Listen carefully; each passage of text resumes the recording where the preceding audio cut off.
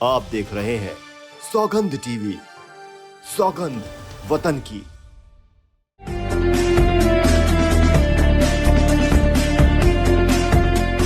हमने जो प्राप्त किया है वो विश्व के सामने हमने जो चुनौतियों को जिन चुनौतियों को हमने फेस किया है उन सब चीज़ों को हमने रखा है।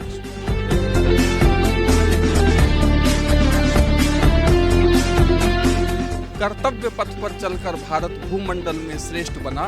योग दिया, विज्ञान दिया, ज्ञान से सबको सींच दिया। नित्य नई परिवर्तन करके भारत ने विश्व को मार्ग दिया।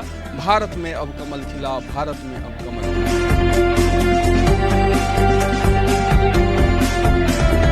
सुख दुख की परवाह न करते, रूखी सूखी खाकर पढ़ते।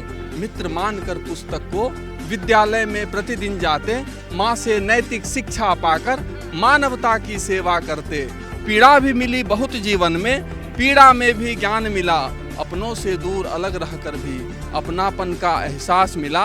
नमस्कार, आप देख रहे हैं सौगंध टीवी और मैं हूं आपके साथ राधिका शर्मा। आज हमारे साथ मौजूद हैं लेखक विदु शेखर जी, जिन्होंने मोदी पे जो है किताब लिखी है, उनकी जीवनी पे। तो आइए उनसे ही चर्चा कर लेते हैं कि क्या कुछ कहना है उनका इसके बारे में। पहले तो बहुत बहुत स्वागत है आपका सौगंध टीवी में। आपको बहुत बहुत धन्यवाद और सौगंध टीवी को बहुत बहुत धन्यवाद। जी क्या सोच के आपने शुरू की मोदी पे जो आपने जीवनी लिखी है? नहीं, ये मैंने मोदी पर सोच के नहीं लिखी जी। मेरी एक कल्पना थी। समन्वय से सृष्टि के परिदृश्य में मैं कुछ चिंतन करते रहता। जी। तो जब मैंने समन्वय से सृष्टि पे अपना रिसर्च किया और उस पे लिखना स्टार्ट किया तो बीच में मुझे मोदी जी के भी चरित्र मिल गए। अच्छा। तो उसी को मैंने उसमें लगाया और वो एक किताब हमारी समन्वय से सृष्टि 135 पृष्ठ की वो तैयार है और सबके सामने उपलब्ध है। सबके सामने उपलब्ध है। किस तरह के विषय में जो मोदी का है, किस तरह की चर्चाएं आपने उसमें लिखी? इसमें प्रकृति से संबंधित है और देश में जो हमारे अभी वर्तमान में जितनी उपलब्धि है, हमने जो प्राप्त किया है वो विश्व के सामने हमने जो चुनौतियों को जिन चुनौतियों को हमने फेस किया है उन सब चीज़ों को हमने रखा है उसमें। अच्छा, और मोदी के बारे में क्या क्या है? मोदी के बारे में उनके जीवन से, उनका जो बाल्यकाल से वर्तमान काल तक का जो है एक कविता के स्वरूप में हुआ। एक कविता के स्वरूप में है, सुनाएंगे आप? कर्तव्य पथ पर चलकर भारत भूमंडल में श्रेष्ठ बना। योग दिया, विज्ञान दिया, ज्ञान से सबको सींच दिया। नित्य नई परिवर्तन करके भारत ने विश्व को मार्ग दिया। भारत में अब कमल खिला, भारत में अब कमल खिला।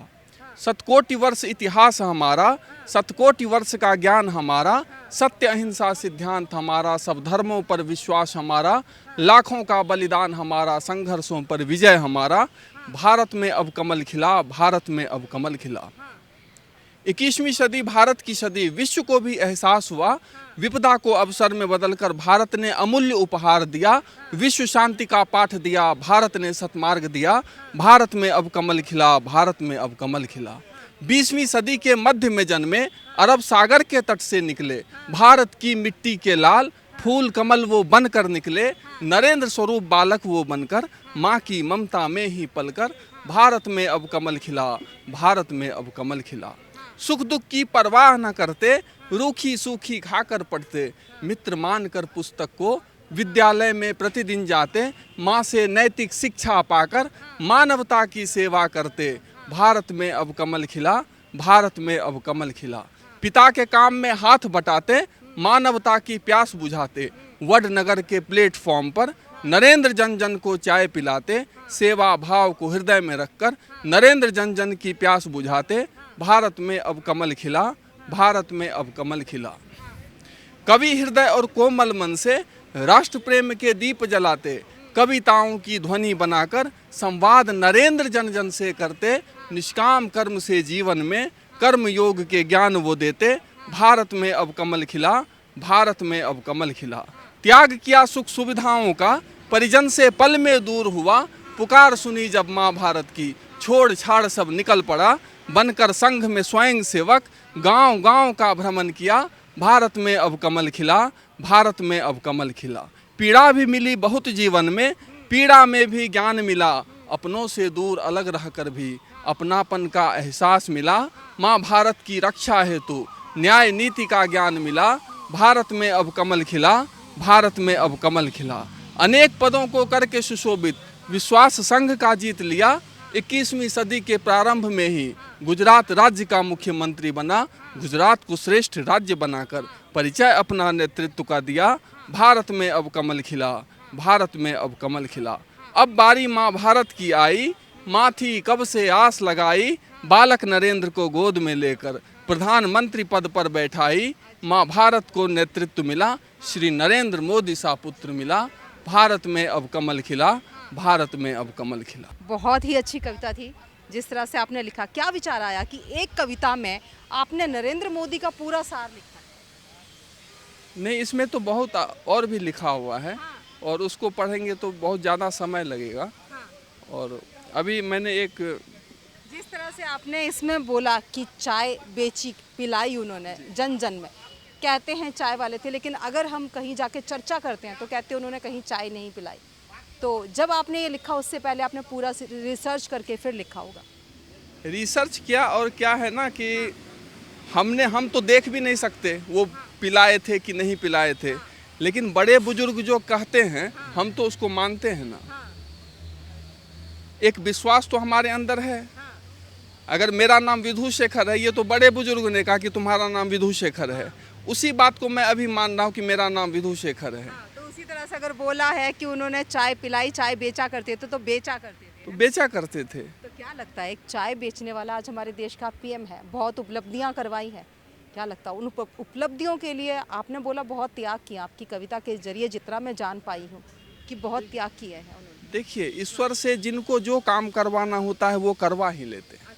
ये सृष्टि ना हमारा है ना आपका है, क्योंकि हम और आप इस सृष्टि के लिए बहुत से बहुत 100 साल की चिंता कर सकते हैं, लेकिन ईश्वर को तो करोड़ों साल तक इस सृष्टि को चलाना है। वो समय समय पर उनको जिनसे जो काम करवाना होता है वो करवाते रहते हैं। वो हो सकता है चाय वाला को ही प्रधानमंत्री बना दे, तो ये उनके ऊपर है। उन्होंने ऐसा कैसा संजोग लगाया कि एक चाय वाला आकर के प्रधानमंत्री बन गया। ये तो बहुत बड़ी संजोग की बात है ना। ये तो कितनी बड़ी संजोग की बात है। कोई सोच भी नहीं सकता कि इनका बेटा जाकर के प्रधानमंत्री बन जाए। मतलब उनके पीएम बनने के बाद अब कहीं ना कहीं ये चाय वाले भी सपने देख सकते हैं कि हम अच्छा काम करें तो हम भी बन सकते हैं। चाय वाला ही नहीं, देश का जन जन उसको प्रोफेशन से नहीं जोड़ा जाए। एक रोड पर सोता हुआ व्यक्ति भी प्रधानमंत्री बन सकता है। एक रोड पे चलता हुआ व्यक्ति जिसके पास कुछ भी नहीं है, वो भी अगर मन में दृढ़ संकल्प कर ले तो प्रधानमंत्री बन सकता है। ये उन्होंने एक उदाहरण स्वरूप हम लोगों को बता दिया, हम लोगों को दिखाया। अपने संघर्ष से, अपने त्याग से, अपने गरीबी से जूझते हुए, अपने व्यवस्थाओं को सबको बनाते हुए, एक मन में अच्छे विचार को लेकर के वो बढ़ते गए और आज प्रधानमंत्री हैं। आज प्रधानमंत्री हैं। जिस तरह से इन्होंने किताब लिखी है प्रधानमंत्री मोदी पे, ये पूरे कविता के सार में प्रधानमंत्री की जीवनी को कहा है। साथ साथ में कहा है कि उनसे प्रेरणा मिलती है कि किस तरह से एक चाय वाला जो है प्रधानमंत्री बन सकता है, और उसी से कोई भी आम नागरिक जो है वो प्रधानमंत्री बन सकता है अगर उसका दृढ़ निश्चय हो, अगर वो चाहता हो कि उसने जनता के लिए काम करना है, जनता के लिए ही जीना है और जनता के दिलों में ही रहना है। इन्हीं सब खबरों के लिए जुड़े रहिए हमारे साथ, देखते रहिए सौगंध टीवी। कैमरामैन अंकित के साथ राधिका शर्मा। आप देख रहे हैं सौगंध टीवी। सौगंध वतन की।